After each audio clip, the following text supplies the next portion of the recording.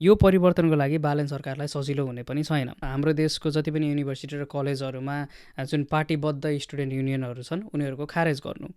अब student union भने हुनुपर्छ, किनभने स्टुडेन्ट युनियनकै कारणले गर्दा हो आज तपाईँले यदि तपाईँ स्टुडेन्ट हुनुहुन्छ भने गाडीमा चढ्दाखेरि आफ्नो आइडी कार्ड देखाएर तपाईँले सर्टेन पर्सेन्ट छुट पाउनुहुन्छ र स्टुडेन्टको हक अधिकारको सुनिश्चित गर्ने र हक अधिकारको एउटा आवाज बन्ने त्यो काम पनि स्टुडेन्ट युनियनले गर्छ।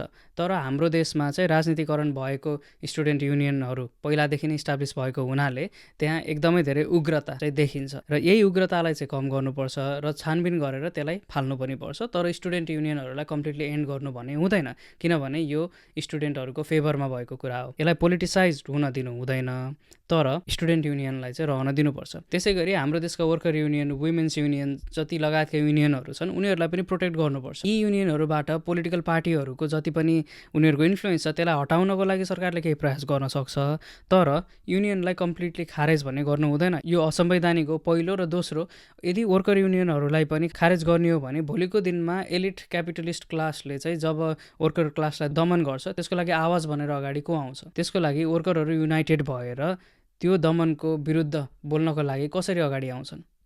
सरकारले सबै कुराको निगरानी एकैचोटि गरिरहन सक्दैन र यदि बालन सरकारपछि कोही अरू पार्टीको सरकार बन्यो र त्यो सरकार चाहिँ जनताको हितमा हुने काम गरेन, उसले चाहिँ बिजनेस क्लास र त्यसपछि क्यापिटलिस्ट क्लासकै हितमा हुने कार्य गर्यो भने त्यति बेला पनि नेपाली वर्किङ क्लास एकजना व्यक्तिले 15,000कै स्यालेरीमा उसले आफ्नो जिन्दगी कटाउनु पर्ने हो।